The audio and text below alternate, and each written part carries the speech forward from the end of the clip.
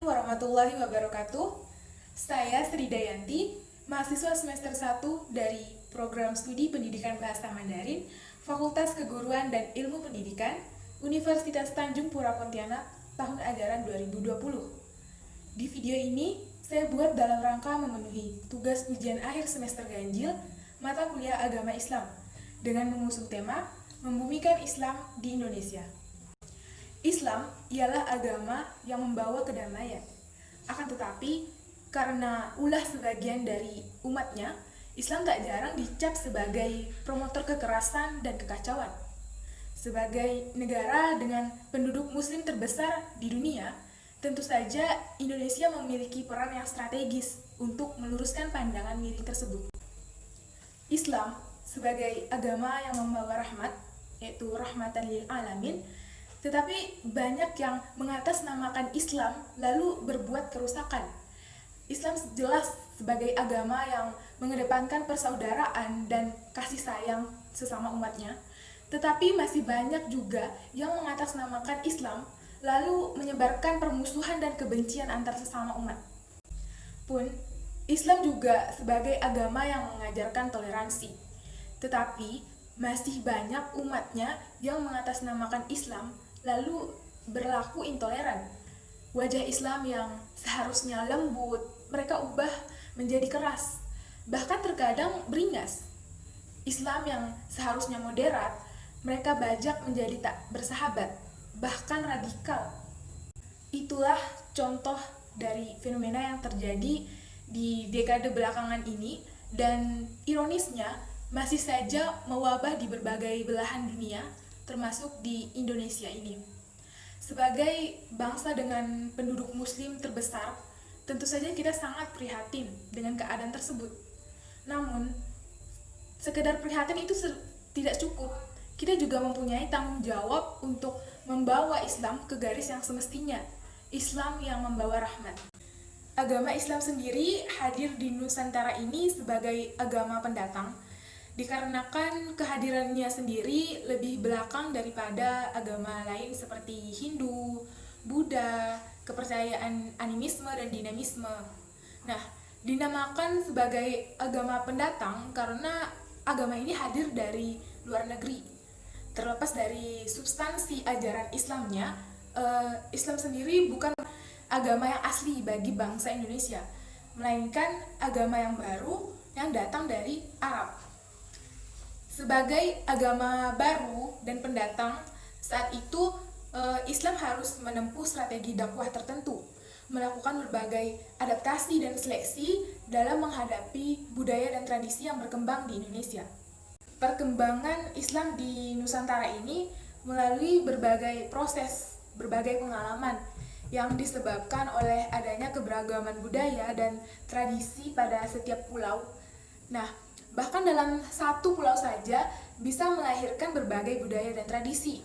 Perjumpaan Islam dengan budaya atau tradisi lokal itu seringkali menimbulkan akulturasi budaya. Nah, kondisi ini menyebabkan ekspresi Islam tampil beragam dan bervariasi, sehingga kaya kreativitas kultural religius. Realitas ini merupakan resiko akulturasi budaya, tetapi akulturasi budaya tidak bisa dibendung ketika Islam memasuki wilayah baru.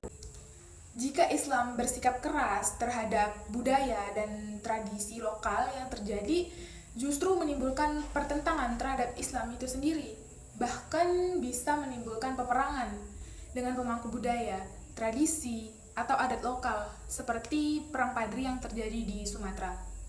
Maka, jalan yang terbaik adalah melakukan seleksi atau adaptasi terhadap budaya maupun tradisi yang tidak bertentangan dengan ajaran Islam itu sendiri.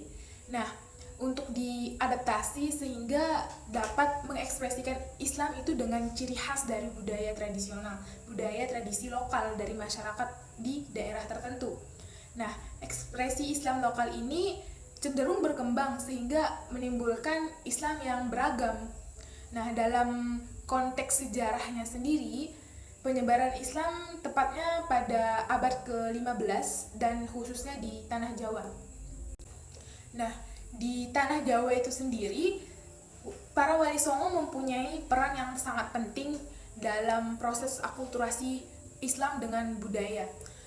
Budaya dijadikan sebagai media dalam menyebarkan agama Islam itu sendiri dan mengenalkan nilai-nilai dan ajaran Islam kepada masyarakat-masyarakat secara persuasif dalam mengajak secara langsung kepada masyarakat.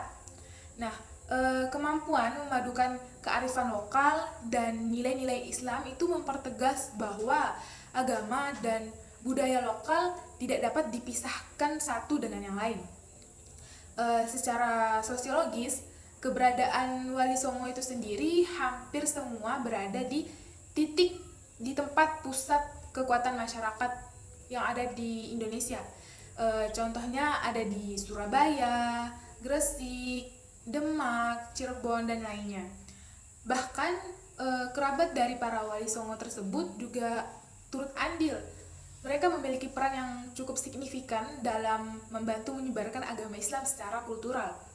Dalam konteks praktik keagamaan yang dijalankan masyarakat Indonesia yang berhubungan dengan gerakan dakwah wali songo, tampak sekali terdapat usaha dalam membumikan Islam di Indonesia.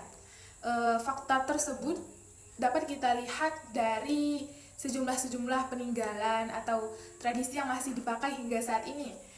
Contohnya saja terdapat sejumlah istilah lokal yang digunakan untuk menggantikan istilah bahasa Arab.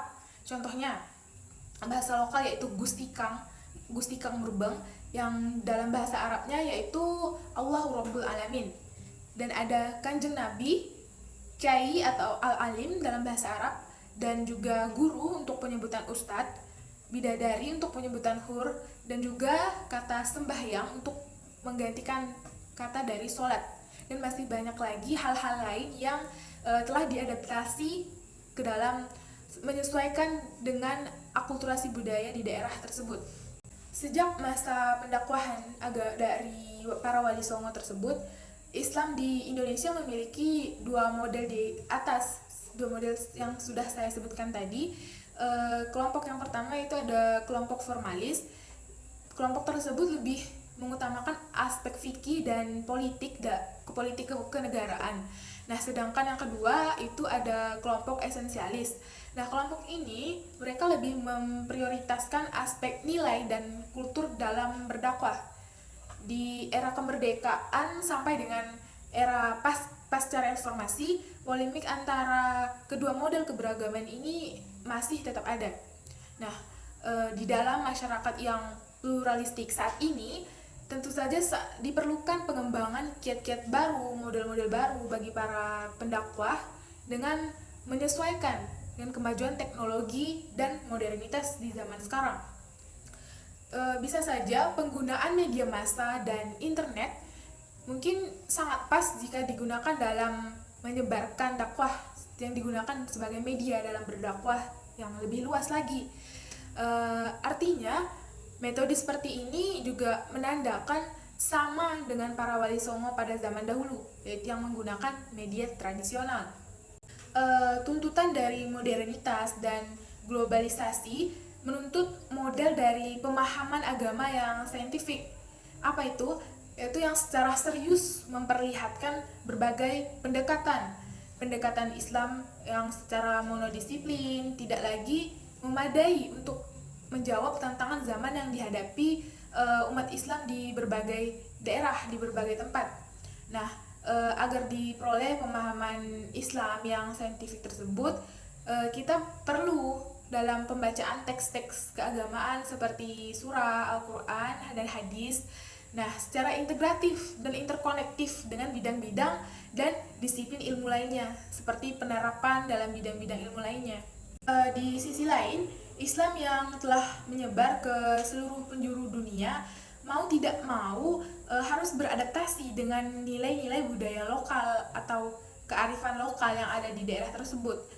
Nah, sebagai substansi, Islam merupakan nilai-nilai universal yang dapat berinteraksi dengan nilai-nilai lokal yang lain untuk menghasilkan suatu norma dan budaya tertentu.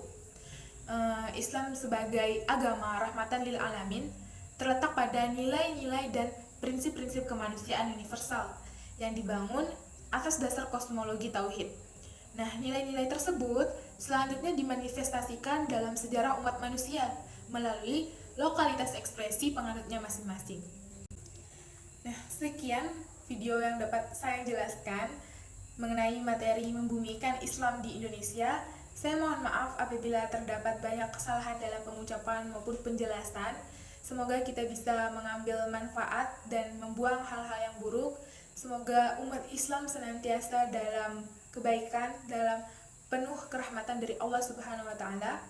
Saya mohon maaf sekali lagi, kekurangan hanya ada dalam diri saya. Wabillahi taufik wa hidayah. Wassalamualaikum warahmatullahi wabarakatuh.